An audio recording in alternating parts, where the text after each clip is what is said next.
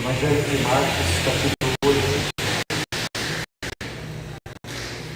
Vamos ler a partir do versículo 22. Marcos, capítulo 8, do versículo 22 até o versículo de número 26.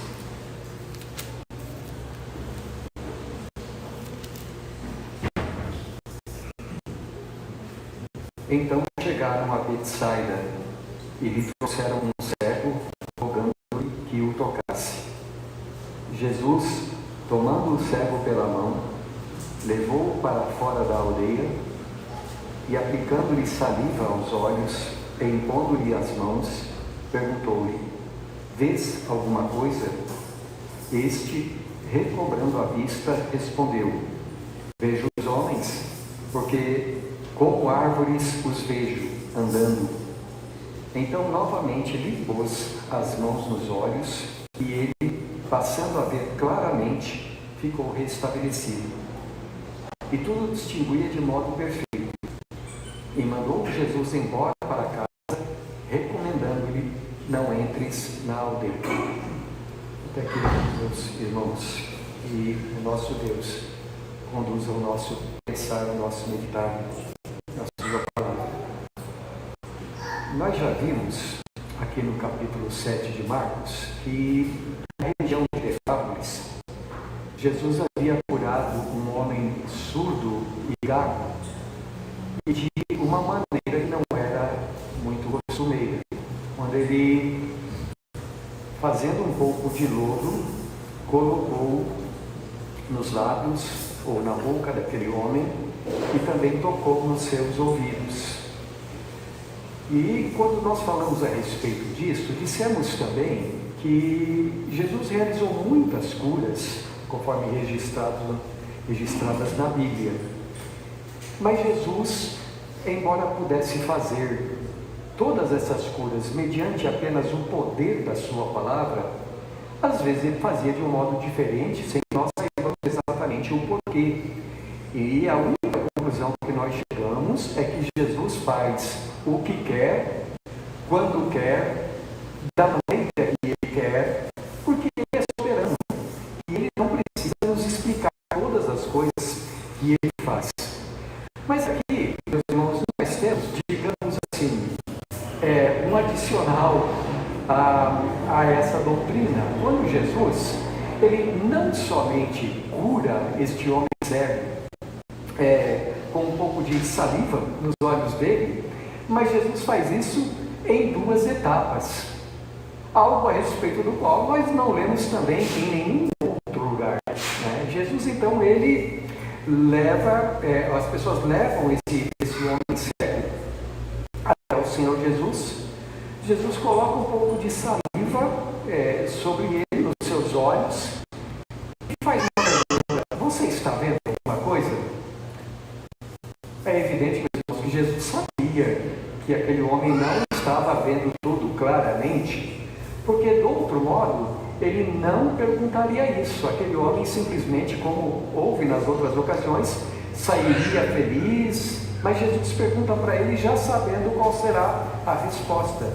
E então Jesus toca novamente nos olhos deste homem e o homem passa a ver todas as coisas com nitidez, coisa que não aparecia, ou que não aconteceu da primeira vez.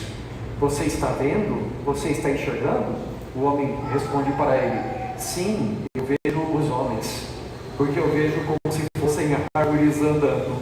E aí então Jesus termina por curá-lo completamente. Jesus estava na aldeia de Betsaida, que era a terra natal de Pedro, de André, de Filipe também. E as pessoas já deveriam ter ouvido muito falar a respeito de Jesus. Mas antes mesmo que ele chegasse na aldeia, então levam essa pessoa a ele a cura, e Jesus diz para ele, como costumava fazer: vai para a tua casa, mas não entre na aldeia, isto é, não fique contando o que aconteceu aqui. Nós sabemos, meus irmãos, que Jesus, ele pode fazer todas as coisas. e da maneira como Ele desejar. Mas Jesus nunca fez nada sem motivo. Uma coisa que nós podemos ter certeza no coração é que com este gesto aqui, com este milagre, Jesus estava procurando duas coisas que a Bíblia fala que Ele sempre buscava. Uma é que o nome de Deus fosse engrandecido. Jesus estava buscando a glória de Deus. Mas a outra coisa que a Bíblia diz, e que nós podemos ter certeza absoluta, é que Jesus também, em todas as coisas, Ele procura o nosso bem. Ele procura a nossa edificação. E eu tenho comigo, meus irmãos, que a história que nós acabamos de ler, aliás, dizer eu tenho comigo é até presunção demais. Eu acho que é uma coisa evidente para os crentes, de modo geral, que há um propósito em Jesus ao contar essa história para nós. E esse propósito, se nós olharmos para os versículos anteriores aqui, nós vamos ver, é a sequência natural no Evangelho de algo que nós lemos anteriormente. E vocês se lembram o que aconteceu anteriormente? Como é que termina o texto anterior aqui? Termina com Jesus perguntando para os discípulos dele: vocês tendo olhos, não veem? Tendo ouvidos, não enxergam? A impressão que nós temos, ou melhor, a visão clara que nós temos, é que aqui, nessa história, Jesus está como que contando uma parábola encenada através dos fatos, a respeito de como é que nós devemos enxergar a nossa vida com Deus. Como é que nós devemos pensar a respeito do nosso relacionamento com Jesus. Porque, veja, assim como aconteceu com este homem, todos os que não conhecem a Jesus Cristo são pessoas cegas. Não são fisicamente cegas. São cegas de uma cegueira pior do que a cegueira física. São cegas espiritualmente. Não enxergam as coisas segundo Deus. Olhem, a nossa volta ao mundo no mundo em que nós vivemos, há muitas coisas que todos os seres humanos conseguem enxergar e ver que são muito belas, que são muito boas. Mesmo uma pessoa que não tem Cristo, ela é capaz de olhar para esse universo à sua volta e ver que é um universo bonito. É capaz de olhar para a humanidade e ver que os seres humanos são uma coisa linda, que são capazes de olhar para os fenômenos da natureza, a chuva, que agora há pouco, por exemplo, capazes de olhar para os animais, para as plantas, para este mundo que Deus criou. E nós seres humanos, somos capazes de contemplar a beleza que existe em todas as coisas porque criadas por Deus. Mas neste mundo também existem três coisas que superam a todas em beleza.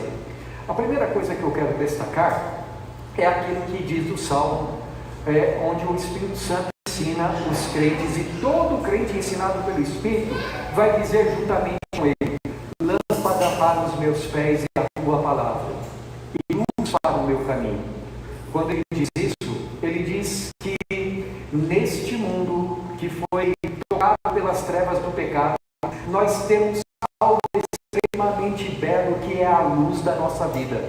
É algo que nos faz entender as coisas do ponto de vista de Deus, que ela lança a luz sobre a nossa existência, para que nós entendamos o porquê estamos aqui, para que nós estamos vivendo aqui. Ela lança a luz sobre a nossa vida, no seu sentido como um todo, e também até nos pequenos detalhes. Então, a tua palavra, ele diz aqui, ela me concede entendimento. Ela é uma luz que ilumina a minha vida neste mundo. Ela ilumina o meu entendimento porque ela me conduz à eternidade.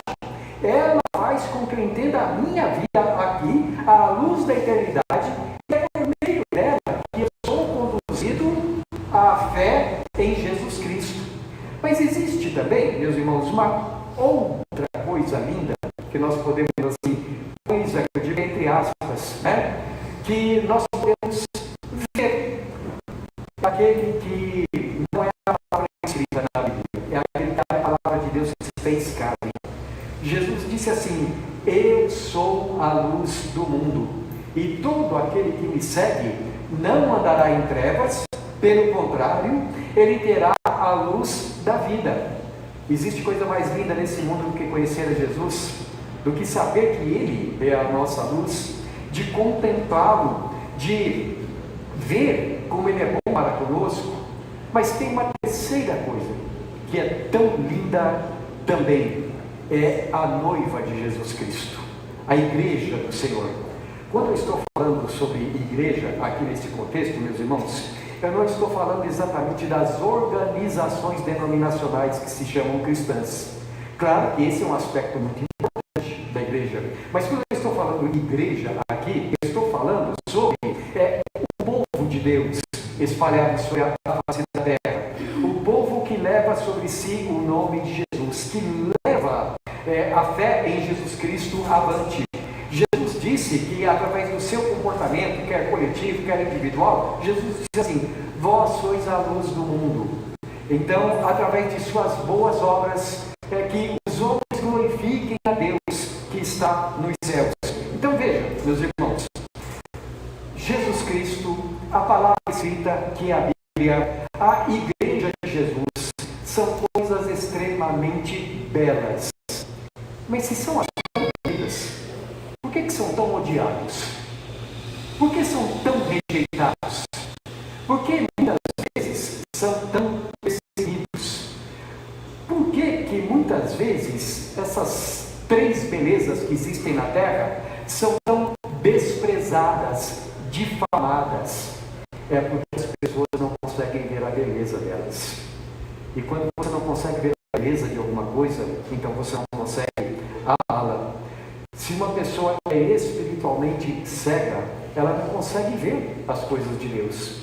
Imaginem, por exemplo, que uma pessoa que não consegue enxergar fisicamente, ela está assim, num dia muito bonito, muito claro, a luz do sol banhando todas as coisas à sua volta, mas ela não tem a capacidade de enxergar. Ela poderá contemplar a beleza? Não. Da mesma forma, a Bíblia diz que aquele que não conhece Jesus Cristo não consegue enxergar a beleza dele, nem da palavra dele, nem da igreja dele. E essa era a nossa condição também. Jesus algumas vezes ele falou a respeito disso e disse que aqueles que andam na sua luz agora estão cegos. Por exemplo, lá em Mateus capítulo 15, falando a respeito dos fariseus descrentes, Jesus disse assim: deixai-os, são cegos guiando outros cegos. E quando um cego guia outro, o que acontece com os dois? Caem no barranco.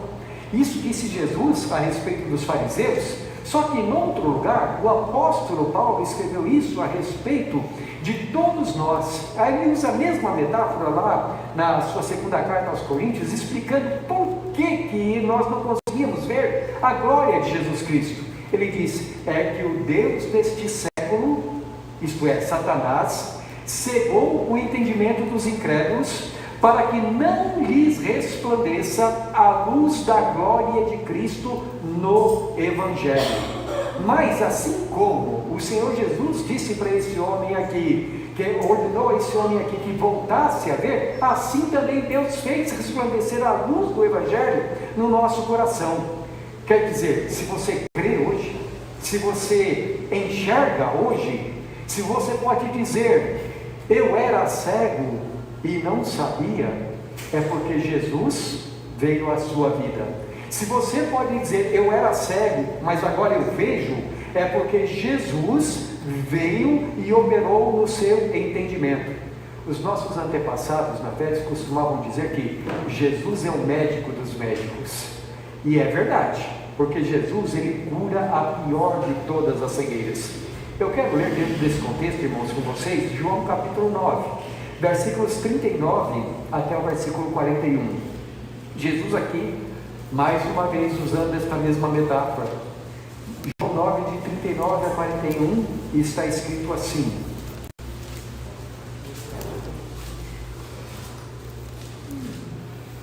Eu vou esperar um pouquinho para os irmãos chegarem lá no texto. Hoje nós não temos a projeção. 9, de 39 a 41, está escrito assim. Prosseguiu Jesus: eu vim a este mundo para juízo, a fim de que os que não veem, vejam, e os que veem se tornem cegos. Alguns dentre os fariseus que estavam perto dele perguntaram-lhe: acaso também somos nós, ou nós somos cegos? Respondeu-lhe Jesus: se fosseis cegos, não teríeis pecado algum, mas porque agora dizeis, nós vemos, subsiste o vosso pecado. Veja, Jesus aqui está falando de uma inversão que aconteceria quando ele viesse, não é? E ele diz assim: eu vim para que os cegos vejam, e para que aqueles que pensam que enxergam, não vejam mais nada. Então os fariseus, que não reconheciam seus próprios pecados, perguntam para ele: Senhor, o Senhor está dizendo que nós somos cegos? E Jesus então respondeu: se vocês fossem, então vocês não teriam pecado, mas vocês tiveram os olhos abertos. Isto é, eu vim e me apresentei para vocês, mas como vocês se recusam a entender que são cegos, vão continuar nos seus pecados. Colocando de outra maneira, para que Jesus dê visão para você, você precisa primeiro entender que precisa de ter essa visão. Você precisa entender que está nas trevas do pecado. E não foi isso que ele fez com você. Ele descortinou para você, através da sua palavra, qual era o estado da sua alma, quem ele era, o que ele veio fazer. E aí então ele deu visão para você. Então a segunda coisa que eu queria destacar, meus irmãos, aqui nesta verdadeira parábola que é contada através desta história, assim como Jesus curou a este homem, Jesus também como que tomou pela mão, e veio e nos guiou e abriu os nossos olhos. Levando essa analogia um pouco mais adiante, nas Escrituras nós vemos Jesus curando pessoas das formas mais variadas. Mas uma coisa essas curas todas têm em comum: é o mesmo Jesus. Agora, quando nós olhamos para o povo de Deus, nós vemos também que nós, os crentes no Evangelho, nós fomos conduzidos através das formas mais variadas possíveis até o Senhor Jesus.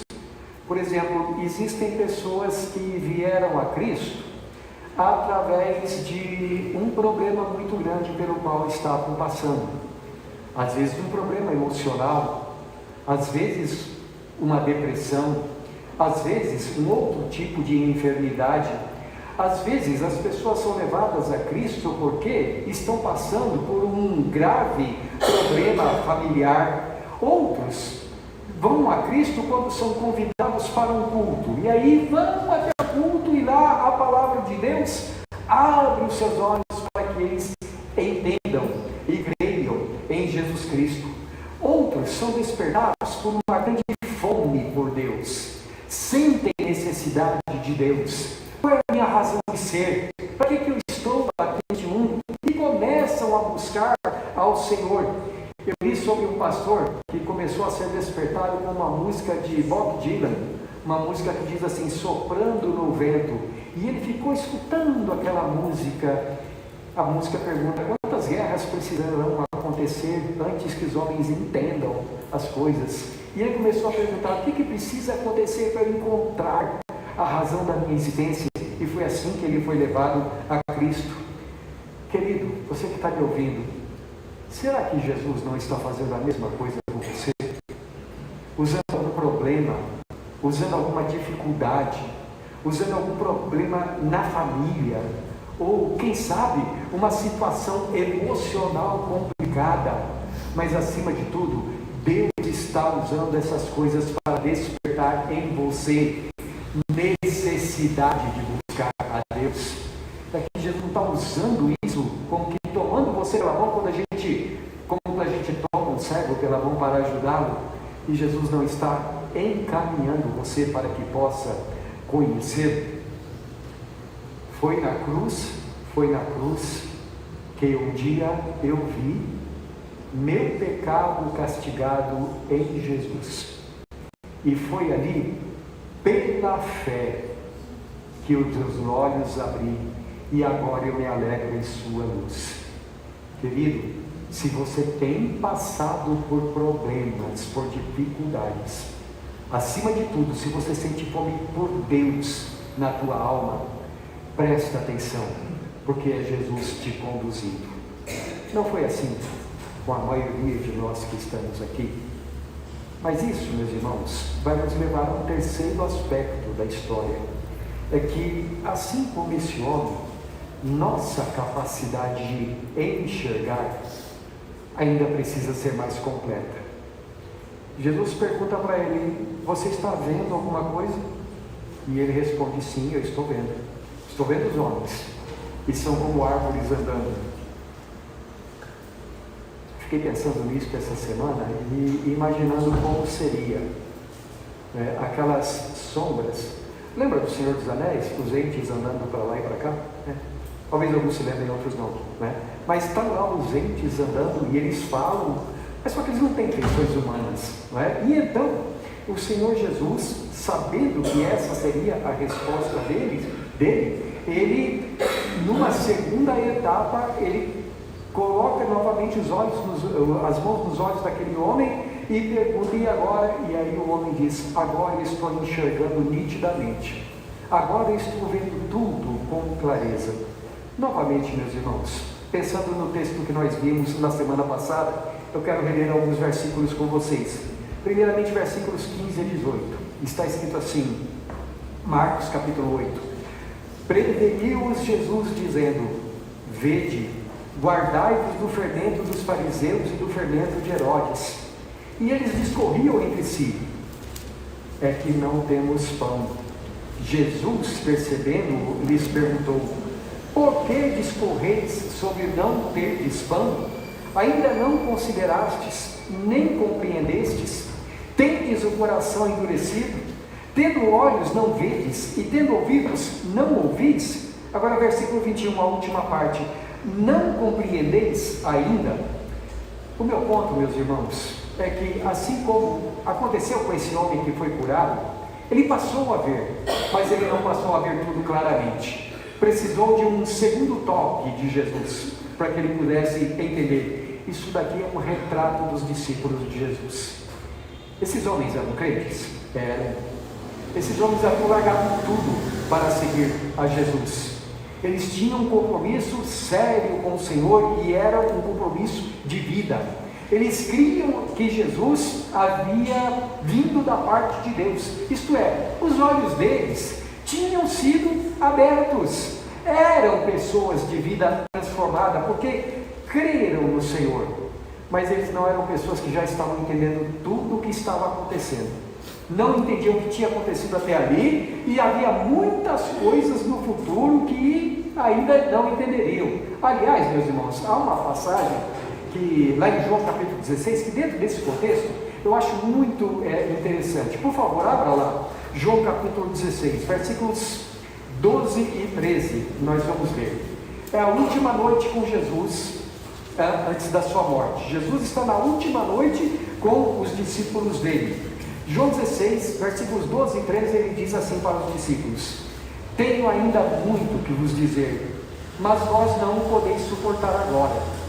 Quando, porém, vier o Espírito da verdade, ele vos guiará em toda a verdade, porque não falará de si mesmo, mas dirá tudo o que tiver ouvido e vos anunciará as coisas que hão de vir. Eu acho interessante demais essa primeira expressão de Jesus. Olha, eu tenho muita coisa para dizer para vocês, mas vocês não estão preparados, vocês ainda não podem suportar.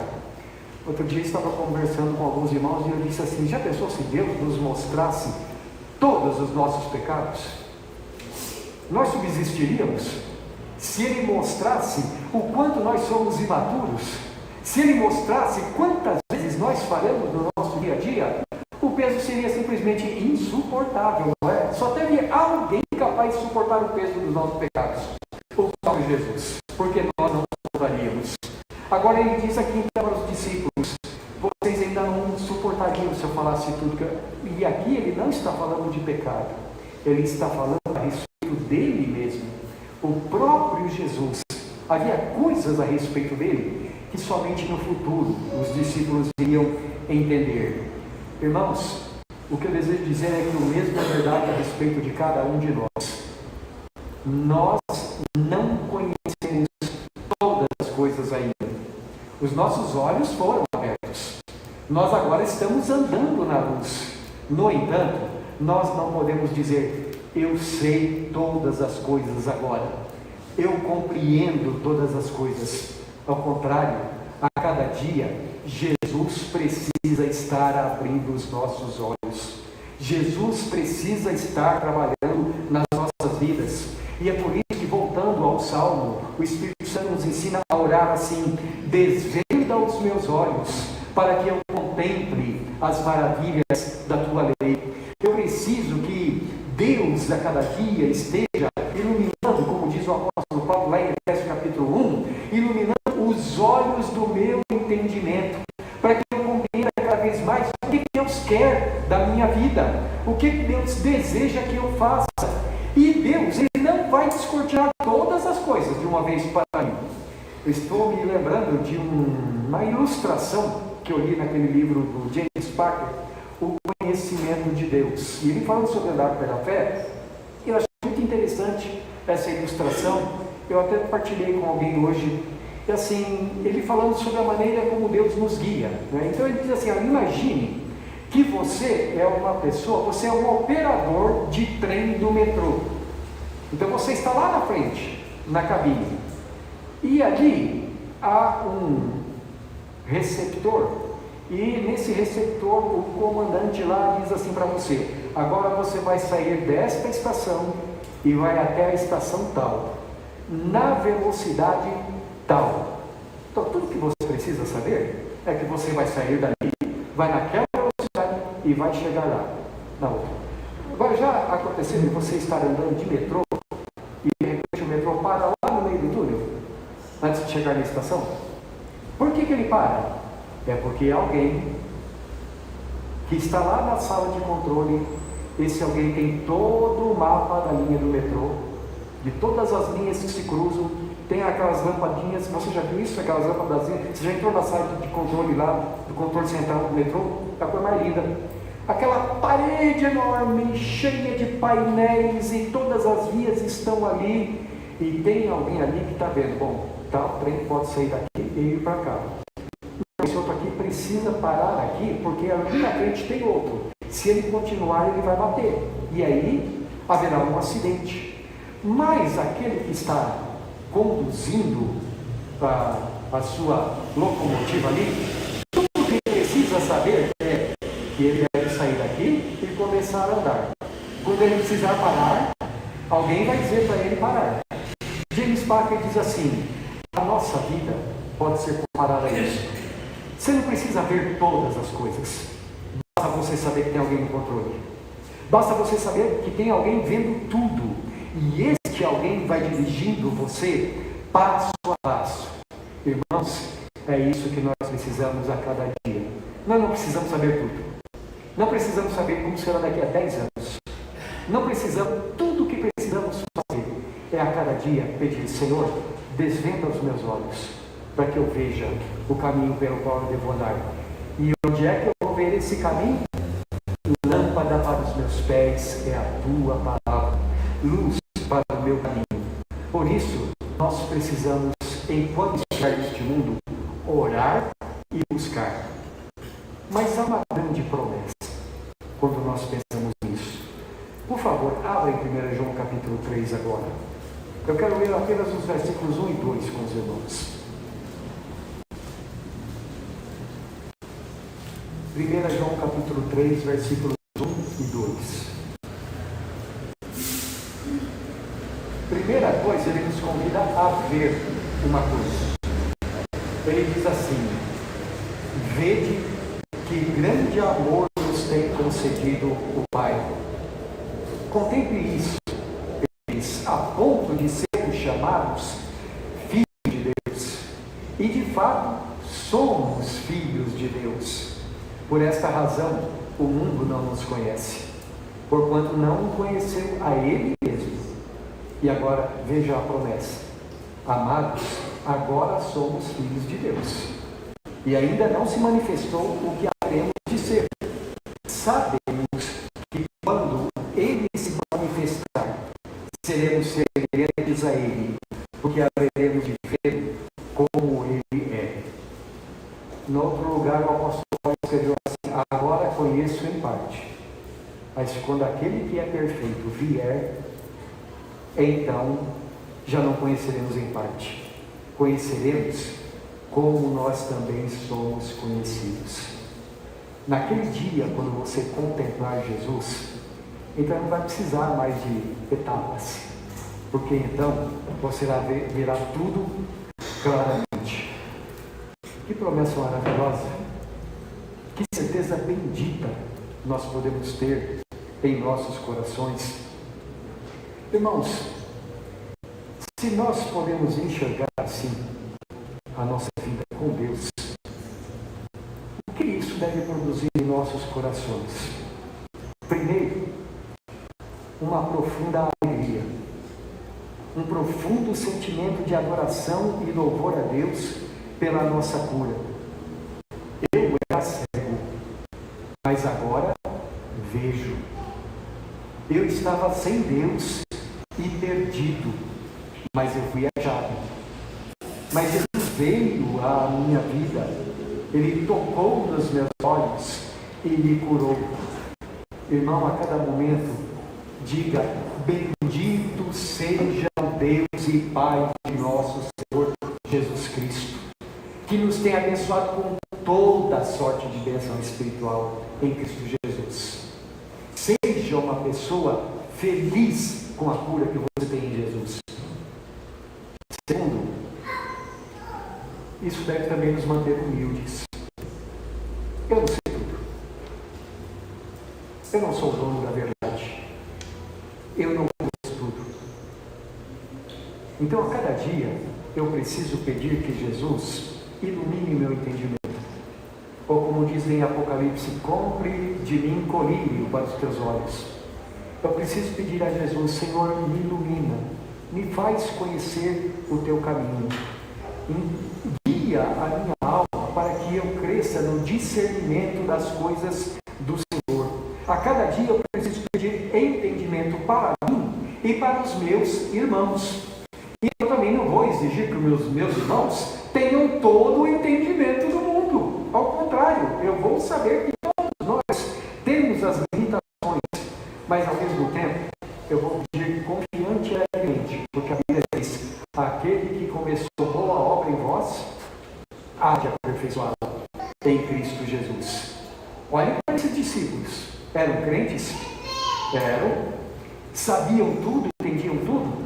Estava ali um mestre e eles não conseguiam entender todas as coisas. Tudo tem seu tempo na vida do povo de Deus.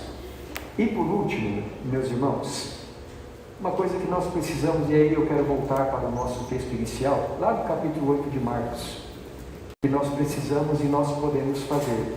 Veja a atitude das pessoas que moravam em Betsaida. Está escrito assim no versículo 22. Então chegaram a Betsaida e lhe trouxeram um cego, rogando-lhe que o tocasse. Irmãos, nós precisamos olhar para o mundo descrente e ter uma atitude no coração, com paixão. Sabe por que as pessoas não creem em Jesus? Sabe por que as pessoas amam as trevas e odeiam as obras da luz? Porque não entendem a palavra de Deus? Cegueira, cegueira, cegueira. Mas o que essas pessoas fazem? Elas pegam esse homem e rogam que Jesus o toque. Elas pegam esse homem e o conduzem até Jesus. Nós estamos num mundo que a maior parte das pessoas precisa ser levada a Jesus. Não deixe de orar por conversões. Não deixe de orar. Há pessoas cegas na sua família. Não deixe de orar por elas. Há pessoas cegas no lugar onde você trabalha. não feche os olhos para a cegueira deles. Se eles vivem vidas tortas, erradas, por favor, não acredite que isso seja normal. Essas pessoas precisam de Jesus. Ore pelas pessoas com quem você trabalha. Ore pelos seus vizinhos. E na medida em que Deus te conceder, não deixe de levar essas pessoas até Jesus, através do testemunho, através da pregação do Evangelho. Porque há muitos que ainda verão. Como é que diz aquela música do Paulo César? Vai contar aos outros o que Jesus por ti um dia fez. Seu amor consegue. Pelo amor consegue aos outros alcançar. Só então os teus amigos, transformados em irmãos, galardões eternos, lá nos céus serão. Que assim seja, meus amados irmãos, em nome de Jesus. Amém.